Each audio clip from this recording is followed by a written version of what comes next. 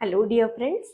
मैं डॉक्टर कांचन दुरुकर, मैं स्त्री रोग तज्ञ और टेस्ट बेबी कंसल्टेंट हूँ और पिछले 10 वर्ष से पुणे में कार्यरत हूँ। आज हम ओरल ओवुलेशंस के बारे में जानने वाले हैं। इस यूट्यूब चैनल से हमारा यही प्रयास है कि आप तक हम प्रॉपर इंफॉर्मेशन जो है वो लेके आ सके, fertility related, women health related जो भी साइंटिफिक इंफॉर्मेशन है वो हम आपके तक पहुंचा सके। यही हमारा इस यूट्यूब चैनल से प्रयास रहता है। सो ओरल ओवुलेशंस क्या होते हैं? जनरली जब ओवुलेशन स्टडी आपको एडवाइस किया जाता है या फिर आईयूआई आपको एडवाइस किया जाता है तो सेकेंड डे से 5 डेज तक, मतलब सेकेंड डे से 7th डे तक या थर्ड डे से 8th डे तक आपको कुछ टैबलेट्स जो है वो लेने को कहा जाता है। ये क्या होते हैं? ये ओरल ओवुलेशंस होते हैं। ये आपको ओवुलेशन के लिए, मतलब आपका बीज जो है वो बन के रप्चर होने के लिए मदद करते हैं। सो ये ओरल ओवुलेशंस कैसे एक्ट करते हैं, कौन से पेशेंट में हम कौन से ओरल ओवुलेशंस देते हैं और इनके क्या कुछ साइड इफ़ेक्ट होते हैं, इसके बारे में इस वीडियो में हम जानने वाले हैं। सो पहले तो मोस्ट कॉमनली जो यूज़ अभी के प्रैक्टिस में हम लोग ओरल ओवुलेशंस करते हैं वो है लेट्रोजोल। लेट्रोजोल और क्लोमिफेन साइट्रेट, ये दो जो टैबलेट्स है वो ज़्यादातर यूज़ होती है। अब इसमें लेट्रोजोल जो है वो कैसे काम करता है? तो लेट्रोजोल ये एक एरोमेटेज इनहिबिटर है जो कि एरोमेटेज नाम के एक एंजाइम को इनहिबिट करता है। तो ये जो एरोमेटेज है ये एनेस्ट्रोडियान को इस्ट्रोजन बनाता है। तो यहाँ पे ये एरोमेटेज इनहिबिटर एक्ट होने की वजह से ईस्ट्रोजन का लेवल जो है वो कम है ऐसा दिखाता है, मतलब कि ईस्ट्रोजन का प्रोडक्शन जो है वो कम हो गया। तो ईस्ट्रोजन का प्रोडक्शन कम होने का जो सिग्नल है वो हमारे ब्रेन को मिलता है। वहाँ पे हाइपोथैलेमो पिट्यूटरी ओवेरियन एक्सिस है।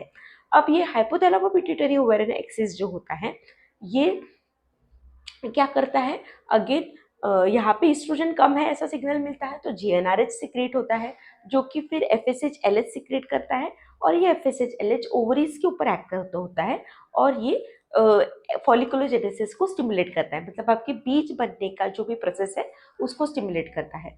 तो एरोमेटेज इनहिबिटर जो है वो इस प्रकार से एक्ट करता है, ये एक एंजाइम इनहिबिटर है।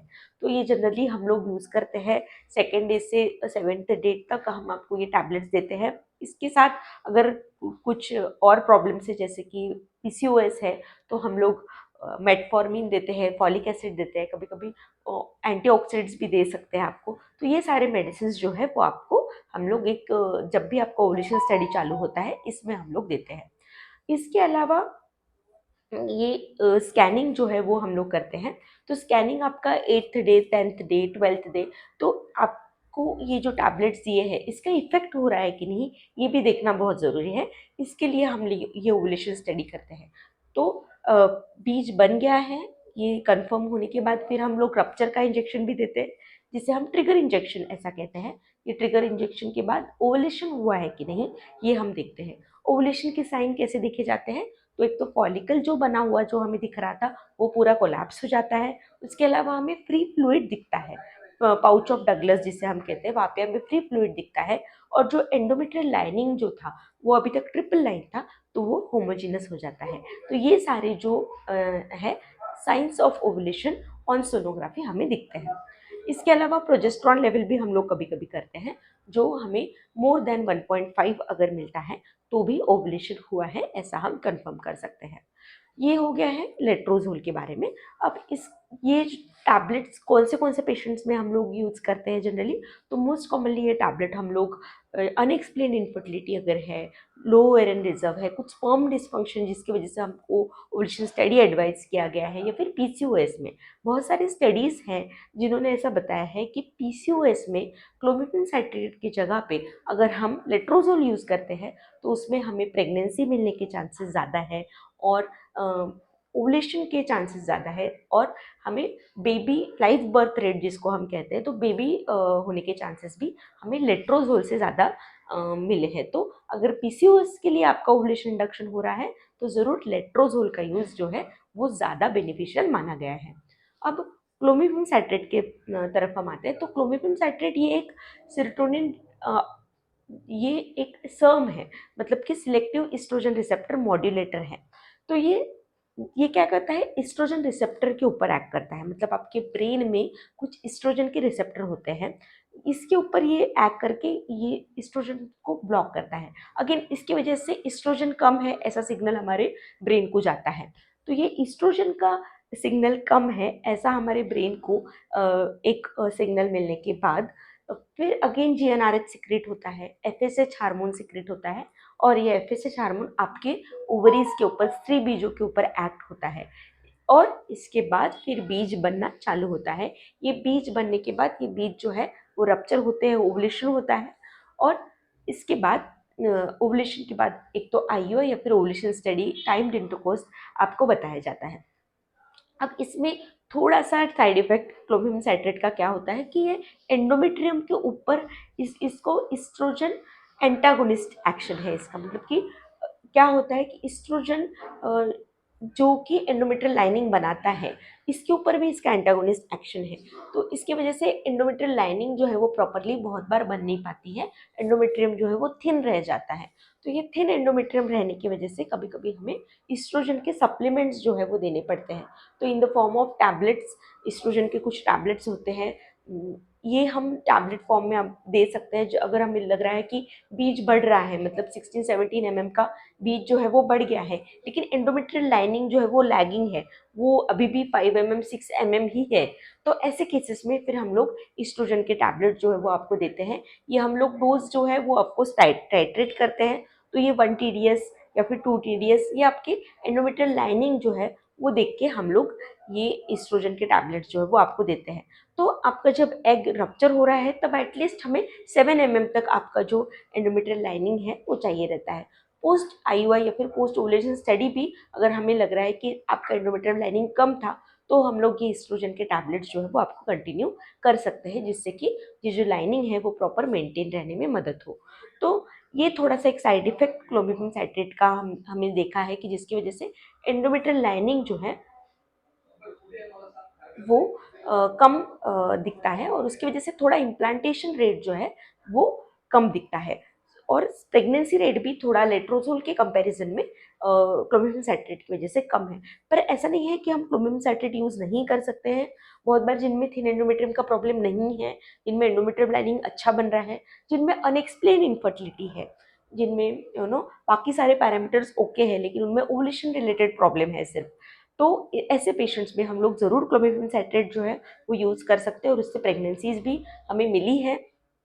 तो क्लोमिफेन साइट्रेट और रेट्रोजोर, ये दोनों जो हैं वो हम यूज़ कर सकते हैं। कभी कभी रेजिस्टेंट पीसीओएस रहता है, मतलब ये पेशेंट्स जो रहते हैं इनमें टैबलेट्स देने के बावजूद भी हमें फॉलिकल्स जो है वो ग्रो नहीं, हमें दिखते हैं कि उनके फॉलिकल्स जो है वो ग्रो नहीं हो पा रहे हैं, तो इसे हम रेजिस्टेंट पीसीओएस ऐसा कहते हैं।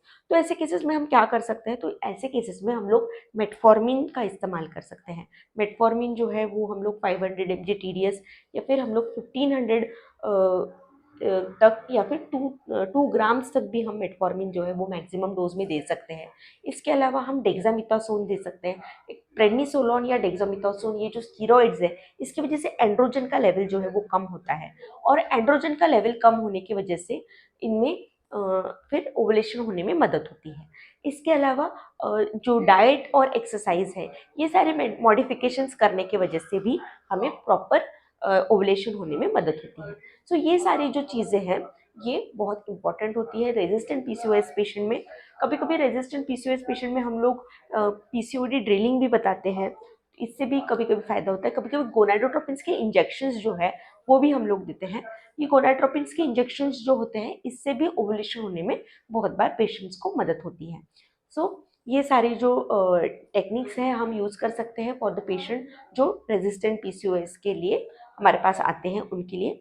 उसके अलावा अगर क्लोमिफेन साइट्रेट का कभी कभी हमें फेलियर भी दिखता है, मतलब कि ओवुलेशन हो रहा है क्लोमिफेन साइट्रेट से, लेकिन प्रेगनेंसी जो है वो अचीव नहीं हो रही है। हमने 3 to 6 साइकिल्स हमने क्लोमिफेन साइट्रेट से ओवुलेशन हो रहा है, लेकिन प्रेगनेंसी जो है वो अचीव नहीं हो रही है। तो ऐसे केस में हमें फर्दर इवैल्यूएशन जो है वो करना बहुत ज़रूरी होता है। फर्दर इवैल्यूएशन में हम लोग ट्यूब्स अगर नहीं चेक किए हैं तो ट्यूब्स ओपन है कि नहीं ये चेक करते हैं। इसके अलावा हम लोग जो भी स्पर्म्स का अगर चेक नहीं किया है तो स्पर्म फंक्शन जो है वो प्रॉपरली एक चेक करते हैं, और उसके बाद जो हायर ट्रीटमेंट है उसके लिए हम लोग जाते हैं। तो हायर ट्रीटमेंट में हम लोग आईयूआई कर सकते हैं, 3 to 4 साइकिल्स ऑफ आईयूआई हम कर सकते हैं। अगर उसमें हमें प्रेगनेंसी नहीं अचीव हो रही है तो ऐसे केसेस में हम लोग आईवीएफ के लिए जा सकते हैं। ये आईवीएफ टेक्निक जो है इससे हमें काफ़ी अच्छा सक्सेस रेट मिलता है, 70 to 80% भी इसका सक्सेस रेट है। अगर हम सारे रिसेंट एडवांसेस जो है वो हम इसमें इम्प्लीमेंट करते हैं, जैसे कि इंट्रासाइटोप्लाज्मिक स्पर्म इंसेमिनेशन इक्सी है, डे 5 एम्ब्रियो कल्चर है जिसको हम ब्लास्टोसिस्ट कल्चर ऐसा कहते हैं, लेजर असिस्टेड हैचिंग है, पीजीटीए टेक्नोलॉजी है। ये सारी जो टेक्नोलॉजीज है ये अगर हम यूज़ करते हैं तो इससे हमें आईवीएफ में अच्छा सक्सेस रेट मिलने में मदद होती है। सो दिस इज़ अबाउट कि ओरल ओवुलेशंस हम कब यूज़ करते हैं।